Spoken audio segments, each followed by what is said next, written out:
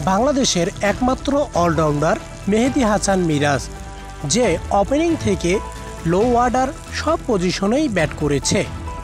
এমনকি power play থেকে শুরু করে ডেড ওভার সব পজিশনেই তিনি বলও করেছেন। ফিল্ডিংয়ের ক্ষেত্রেও তিনি মিড অন থেকে শুরু করে লং অন, লং অফ সব পজিশনেই তিনি ফিল্ডিংও করেছেন। মেহেদী হাসান মিরাজ উইকেট কিপারও করেছিলেন বাংলাদেশ এবং শ্রীলঙ্কার ম্যাচে। ক্রিকেটের মধ্যে তার জন্য বাকি রয়েছে শুধুমাত্র একটি পজিশন, শুধুমাত্র আম্পায়ারিং। আম্পায়ারিং ছাড়া মেহেদী হাসান মিরাজ সব পজিশনেই খেলেছেন। ব্যাটিং, বোলিং, ফিল্ডিং সব পজিশনেই তিনি ভালো করেছেন।